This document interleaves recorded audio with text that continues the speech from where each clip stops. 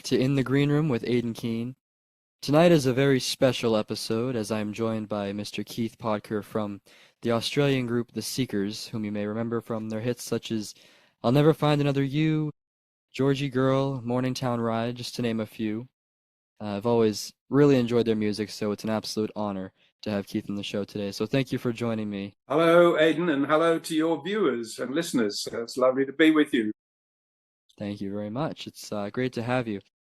One thing I always like to do when I start my interviews is kind of go back in time before our artists' major careers. So could you tell me a bit about your early days, either as a musician or getting into music? Sure. Yeah, I started because my father had bought a guitar on a correspondence course. And this was when I was about 12 or 13 years of age. And he got disinterested in it and left it lying around. And I picked it up and started teaching myself a few chords and things like that. So I must have been about 14 or 15 by the time I started doing that. And then, as luck would have it, when I was in my high school days, two of my best buddies there and I formed a trio. And that was really the start of my group singing and my harmony writing, because I used to play the guitar and neither of the others played an instrument. So I used to be the backup. So it was also really a fun time because we were in, we call it year 11 here, and that was a year before matriculating. And I don't know what you call it in America. Anyway, that was the start, and then that group led to another group, and then Athol Guy, who was a key member of the Seekers, of course, he was in the same school as I was, but he was a year ahead of me, and he had a group that broke up, and between the two of us, Athol and me, we formed another group, and that group then kind of morphed into the Seekers. I'm now talking about the years 1960 through to 1962. So that was the forerunner of the Seekers, and we had Judith Durham join Bruce Woodley, Athol Guy, and me in December of 1962. And that was the start of the Seekers, as most people know us, because people don't realise that there were other groups beforehand. And in fact, the Seekers, when we first started, were for male members. We had, and one of them dropped out, and he had a very high voice. So instead of replacing him with another bloke, we went looking for a girl, and that's when we met up with Judith Durham, and she agreed to join the three of us, Athol, Bruce, and me. So that was in December 1962. I can remember the day. When we first sat down in a little coffee lounge in Melbourne and started singing, and that was the start of the Seekers. Wow. In my opinion, Judith Durham is one of the finest vocalists of all time. Oh, absolutely. Yeah, I agree with you.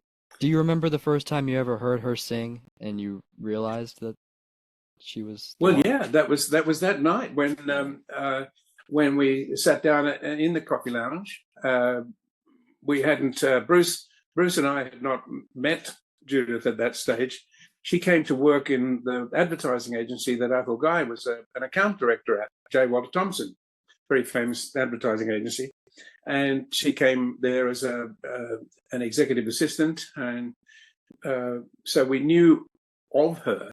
But Athol invited her along to our regular gig that we had at the coffee lounge. So there was just Bruce and I were in the. Oh no, actually, what happened was Bruce actually collected her from her home and brought her to the coffee lounge, and Athol and I were already there, and so I hadn't heard her sing before that.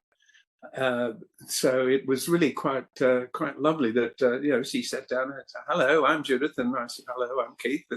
And she knew some gospel songs and some trad jazz songs, and we knew some folk songs, and so we kind of mixed and matched, and the the four of us just made things up as we went along. It was just fantastic. And so sitting there, sort of blown away by this stunning voice, it was just incredible, really. And we just built on it from there. We eventually made a record. I was working for our local national broadcaster, the Australian Broadcasting Commission. So I had, as a radio producer, I had access to the recording studios. And we used to sneak in there on a Sunday when no one was looking and record some demos. And that was how we got our first album. Yeah, and that was, of course, everyone realized how stunning a voice Judith had. But then somehow our harmonies worked around it. You know, it's just great. How long did it take you as a group to kind of expand and get to the level that, that you were really well known? Was there a specific show that you guys did or that album?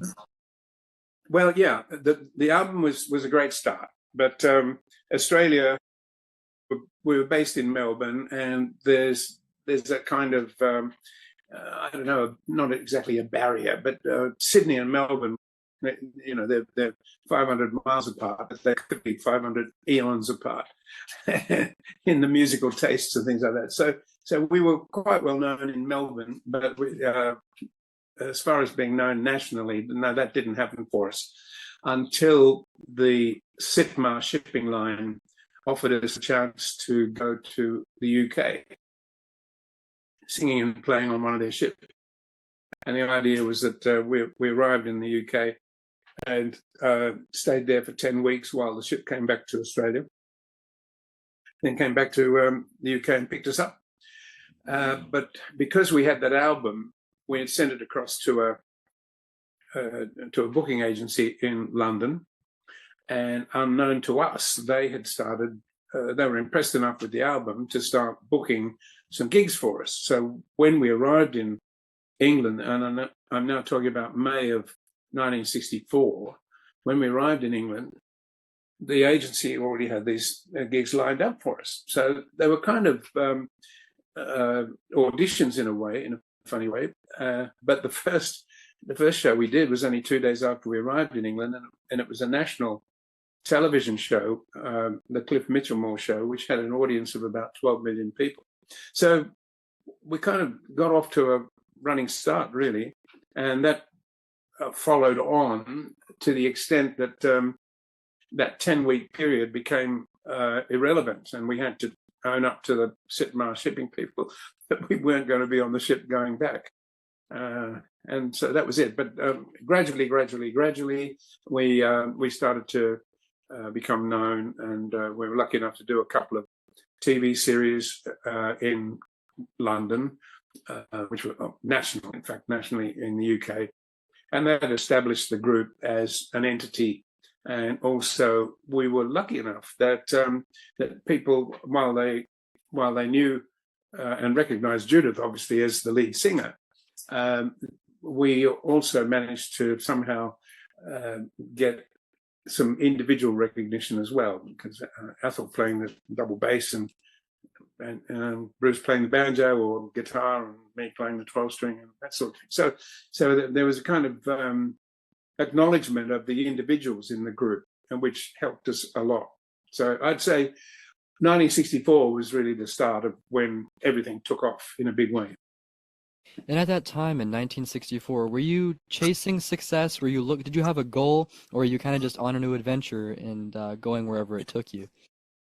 Yeah, we were going wherever it took us, really, because that was the whole idea of going to England in the first place, was that we were fully prepared when we left Australia to come back to Australia in 10 weeks and then resume cruising with the Sitmar shipping line. And the idea was later that year we were to go to Tokyo for the Olympic Games and play and sing on the ship in Tokyo. And so the whole of 1964 was supposed to be us having a goof-off time. We'd given up our day jobs, and we were looking forward to pretty much the whole of 1964 being fun and fancy-free. And we weren't chasing success by any means. We were just having a great time. And it was really only when, I suppose, when we were in London and we acquired a manager, and it started to look like the management had plans for us that we hadn't really contemplated when we left, and that was very important as well. And of course, the other aspect of it, which is really important, and you chose "I'll Never Find Another You," which was the first song that Tom Springfield wrote for us. He really, as a songwriter and as a record producer, he became the fifth seeker, and so there was a combination of our manager Eddie Jarrett and Tom Springfield, kind of manipulating or managing and providing us with the material to then be able to deliver those songs and those performances. Because the other aspect of it was that we were able to perform concerts, and having had the grounding in the coffee lounge and that sort of thing, we were able to perform concerts where a lot of the other acts, the rock and roll acts at that time, were really only able to kind of just sing their songs and get off stage, whereas we had a bit more to offer. But 1964. So then 1964, at the end of 1964, was when we recorded "I'll Never Find Another You," and it became a #1 in the UK in February the following year. 1965 was really when the group's awareness, or the awareness of the group, really took off, because we had 3 unbelievably successful singles in that year. And what a lot of people might not know that I learned during my time doing my homework for this visit, I learned that you were the first Australian group to hit #1 in the UK, and that is quite a success, and impressive. And the first to hit #1 in America as well, because we had Georgia Girl as a #1. So yeah, it's amazing being a kind of middle of the road act. We this is not sound great, but we tend to get overlooked as far as some of our achievements, because we're not a rock and roll group, and there are other groups, Australian groups, that have had massive success, like AC/DC and people like that, but they get the acknowledgement of being unbelievably successful, when in fact we were ahead of them by a couple of years. So there you go.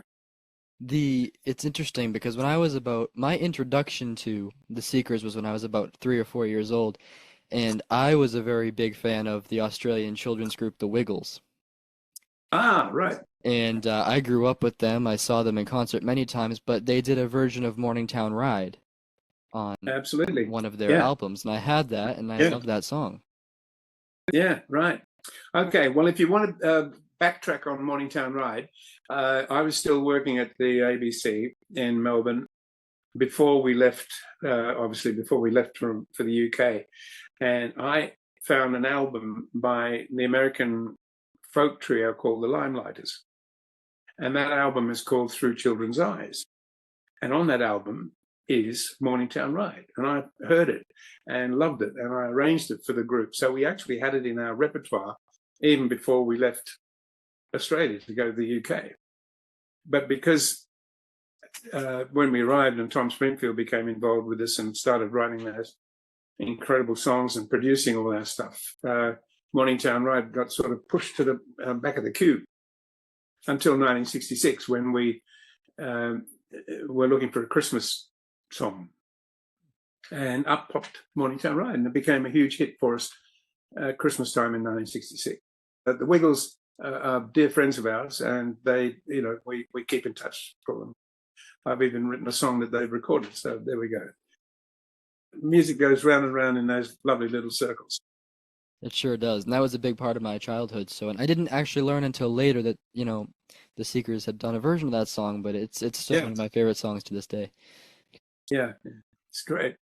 So going ahead a couple of years, you and your fellow Seekers members were named the Australians of the Year in 1967, which is another huge honor for you. What was that? Yeah. What did that mean to all of you?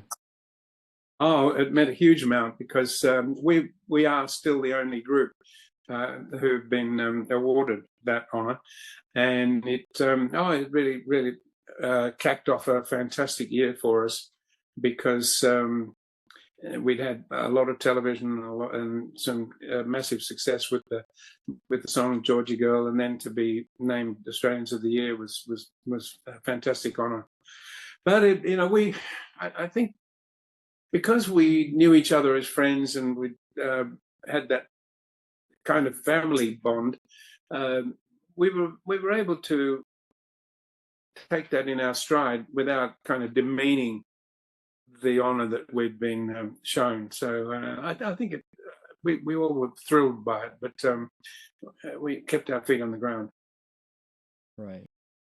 And then towards that time, 67, 68, Judith had decided to leave the group, right, at that point. Yep.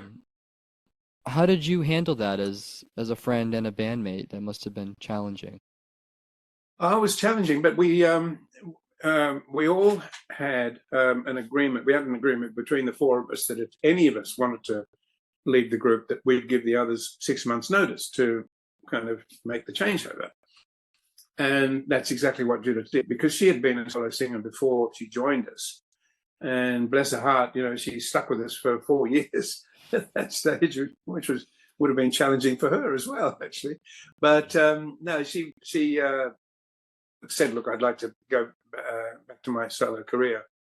And by that time, she'd also met a wonderful keyboard player, Ron Edgeworth, and they became an item and eventually married. And so when the group disbanded in the middle of 1968, she and Ron were pretty much a unit, and they went off and did their duet work, and to some considerable success, actually, especially in America. But no, I was already married. I had a son by that time, and I was living in London and pretty firmly based in London. It was a cruisy decision for me, and I just thought whatever Judith wanted to do was fantastic. Good luck to her. I think the others, well, Athel was pretty sanguine about it as well, but Bruce, his mum had died only a month or two beforehand, and so he was not in the same space as, say, Athel or I were. So he took it a bit hard, but nevertheless, time heals all things, and we were able to regroup later on. Right. And that's which leads to the next thing that I really admired about your story and your career. Just because the original Seekers had disbanded, you didn't slow down, and you helped create the new Seekers. Yeah. What was your vision for that new chapter?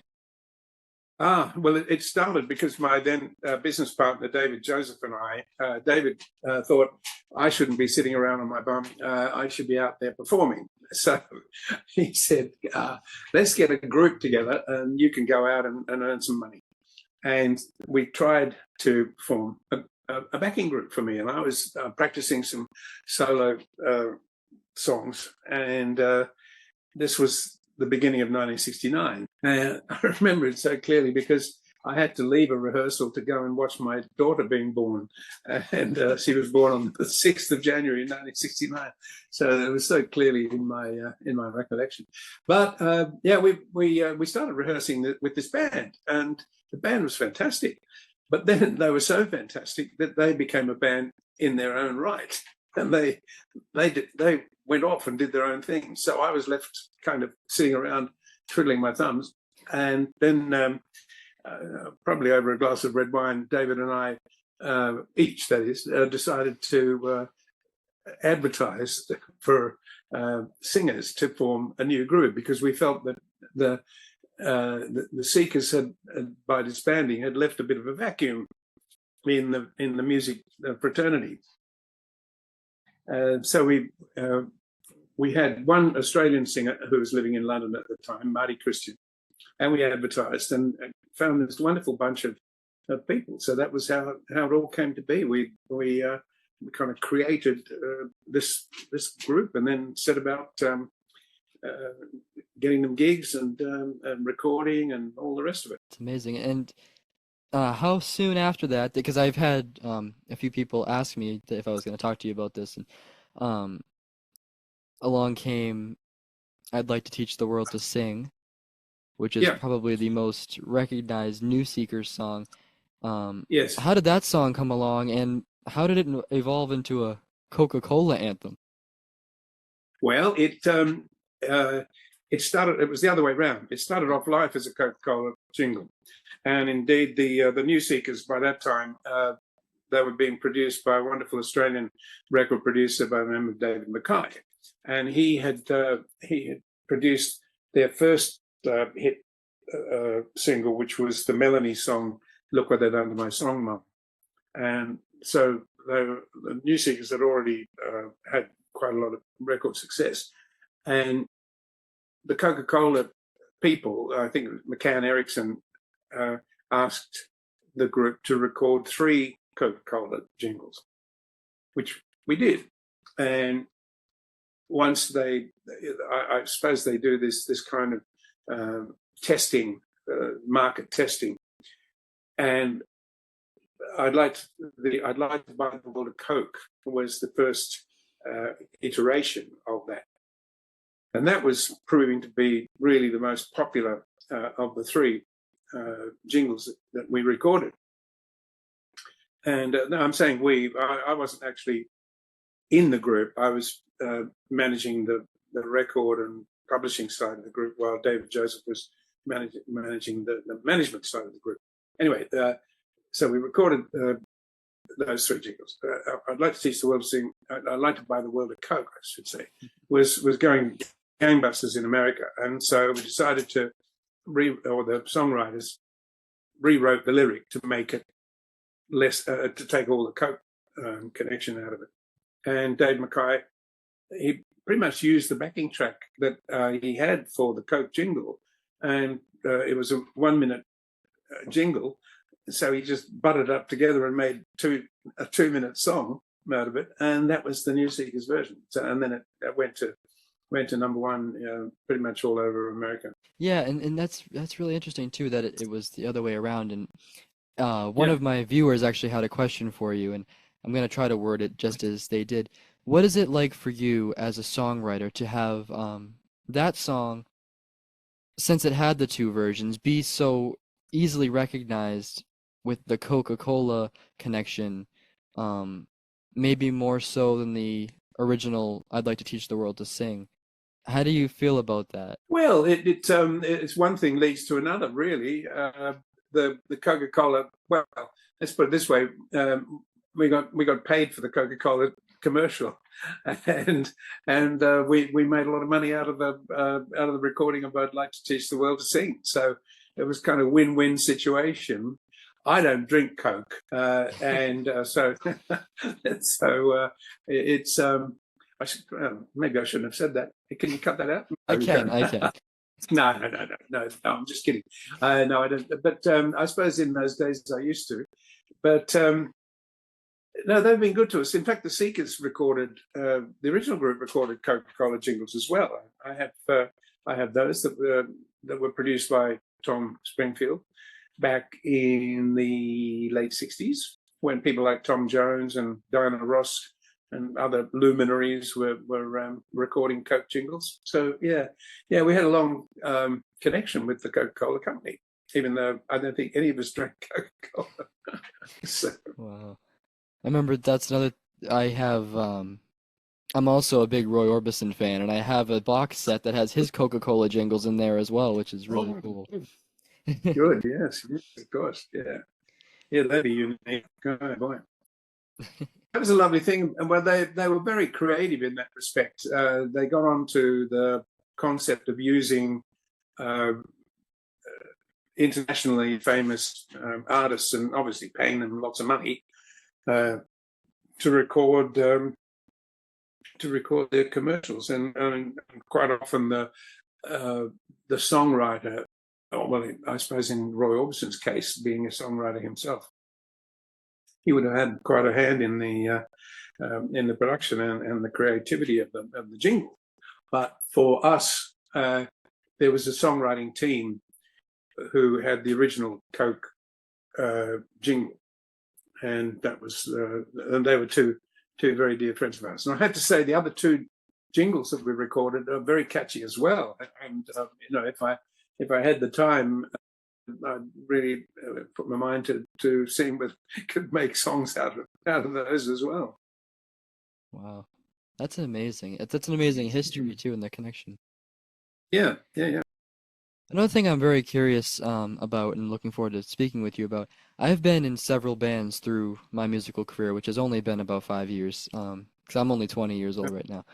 But Yeah. I've started to go solo a little bit from the Ah. bands, and I know that you did the same. Hmm. So I'm curious about your beginnings as a solo artist and especially your songwriting skills. How does your process differ when you're writing your own songs rather than for a group? I have a couple of different aspects to getting down to songwriting. One is when I do it on my own, and another is when I'm co-writing with another songwriter. Usually one, never more than two others. But it's a process that very difficult to pinpoint in a way, because sometimes a lyric idea comes first, and then the music comes. Sometimes, or more often for me anyway, the music will come first, and then I try and marry it with a lyric. I have this little USB flash drive that I've put 50 of my original songs on, and I've been selling this at my solo gigs. It's a flash drive because that little thing comes out and it's a USB. Mm-hmm. It works really well because we've found selling merchandise that a lot of people don't have CD players in their cars these days, so it just made sense to have an alternative piece of merchandise. But to get back to the songwriting activity, there are 50 songs on there covering 50 years of work, but I probably have about another 100 songs that they're the ones that I've just written on my own. For copyright reasons, I just didn't any songs that I'd co-written. But I probably have about 150 other songs that I've co-written that I'd like to get out into the marketplace as well. So I have to negotiate that. And as far as the songwriting is concerned, I probably started in the 83, I suppose, when I was living in London, and I worked with a wonderful songwriter by the name of Tony McCauley, and also a great lyric writer by the name of Barry Mason. And there was a group of songwriters in London at that time, and Tony wrote with Barry, and Barry wrote with other people, and I wrote with Tony and Barry and other people. So there's this kind of little clique, I suppose you'd call it. And that taught me a lot, especially from the point of view of getting a song together that would be attractive to somebody else. And indeed, I suppose my biggest success at that stage was with Tony McCauley, that we wrote a song called "Play Me Like You Play Your Guitar," and we got that to Dwayne Eddy, and that song rejuvenated his whole career. And so we were very pleased, and in fact, he became a personal friend through that connection. So songwriting, that song started off as a melody, and we and Tony and I working on it together, just developed it, and then it became a demo that we could present to somebody. From your perspective, getting into a solo performance regimen, I would think if you have the material, your own songs, and maybe one or two really well chosen cover songs, I think you would have a really good chance to pursue that that avenue as a solo performer. It takes a lot of guts and a lot of patience, I think, to actually do that, because if no one's heard your songs, then you're starting from scratch in terms of sitting in front of an audience. But it'll work out. So yeah, so keep going. And with your songwriting, how do you approach your songwriting? I struggle with it, to be honest with you. I do struggle with songwriting, and I've only written a couple songs that I've actually been somewhat happy with, but for me it was um my inspiration was Bob Dylan, so I automatically kind of fell into a folk style at first. Um it's a lot easier for me to compose the music first and then kind of think of Uh-huh. words that will fall in with it, but I have the issue where all my words rhyme and they always rhyme and it always ends up being about a girl somehow. Yeah.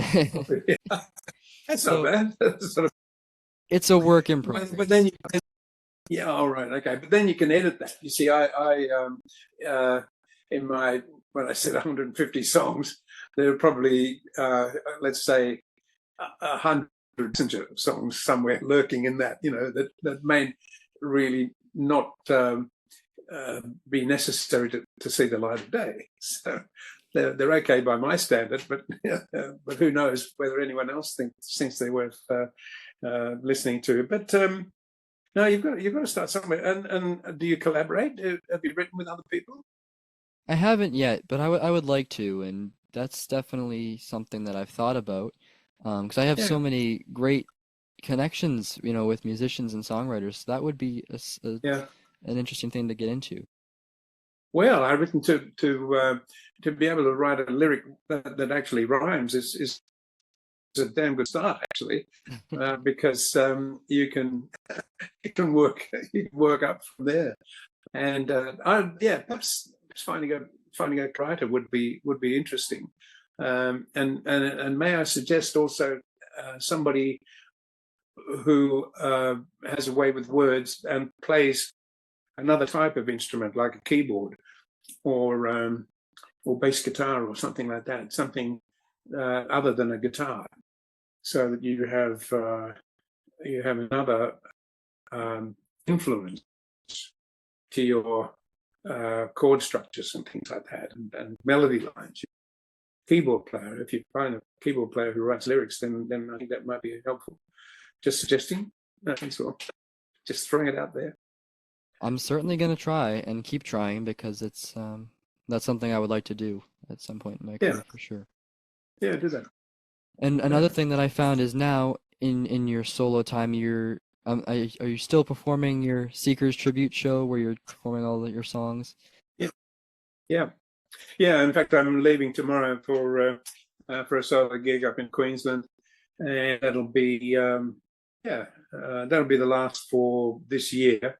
Then I start again in January next year, and it's good because the show's called Celebrating the Seekers 60 years, but in fact I take the audience back to my early days, and pretty much like I was describing to you, uh, my start, with the guitar and doing all that sort of stuff, and trying to give the audience an idea of what went on before the Seekers really became known.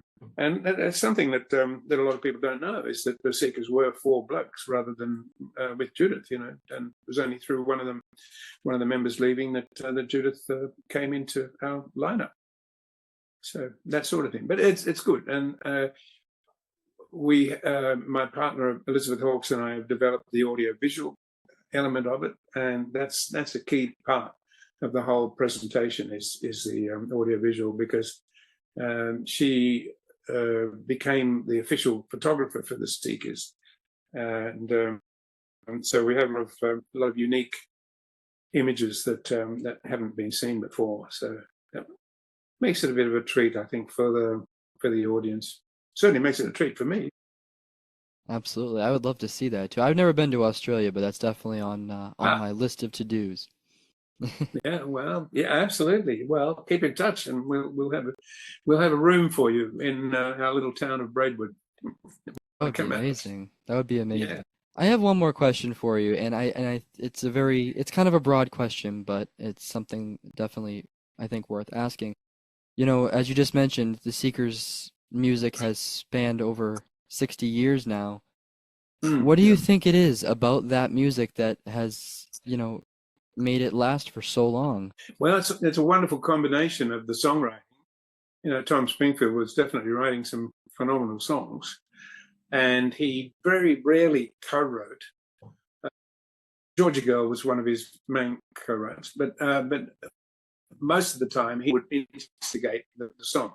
So things like I'll Never Find Love You, A World of Our Own, Carnival Is Over, Walk With Me, so many of his songs. So many of his songs were single write. He didn't co-write. But certainly it's the strength of the songs.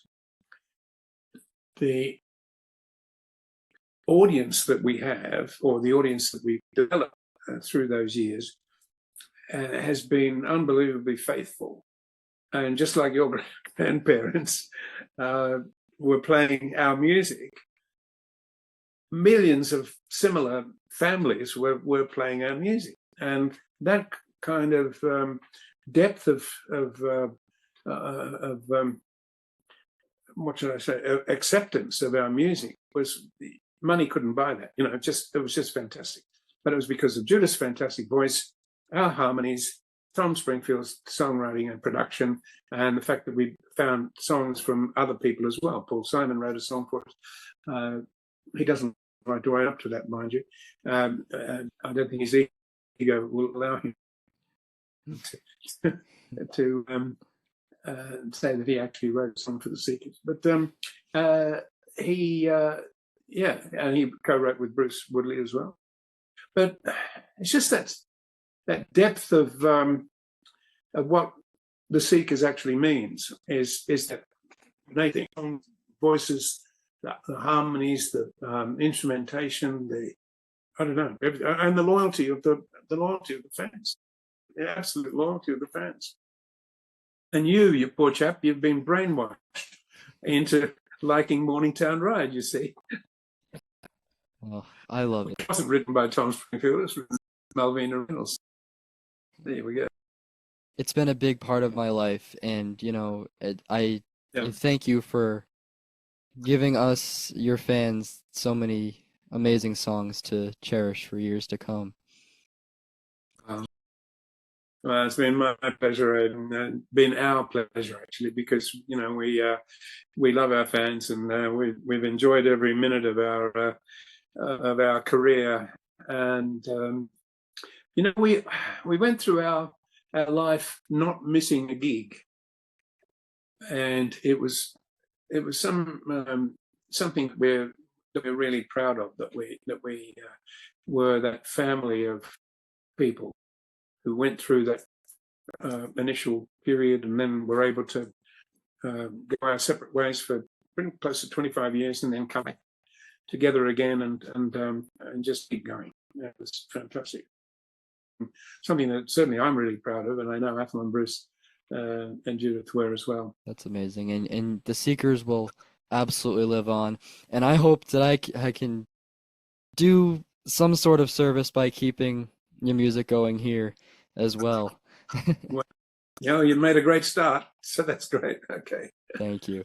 Yeah, it's interesting. I'm now. I think you're the third podcast I've done now in the American market. So I don't know.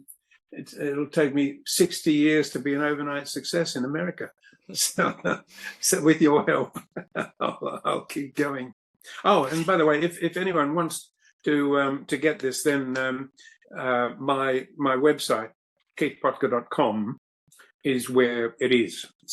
keithpotger.com is how anyone who wants to keep in touch with me can do so. And I'm relatively diligent about getting back to people and replying to their correspondence. So that's a good start. Absolutely. And I will link your website at the end of this episode too, so people Thank can visit. And you. thank you for getting back to me because I have to tell you, the biggest smile came across my face when I saw that your email came through. Oh, That meant a lot well, to there you me. go. It just takes a one step. All right, there you go, Aidan. And I wish you well with your songwriting and your solo work. Please keep in touch with me about that. I'd love to hear how you progress. I That'd be absolutely good. will. And thank you so much for Yeah. joining me. All right, my pleasure. Cheers. Take care, everybody. Until next time, God bless, and thank you for joining me on In the Green Room.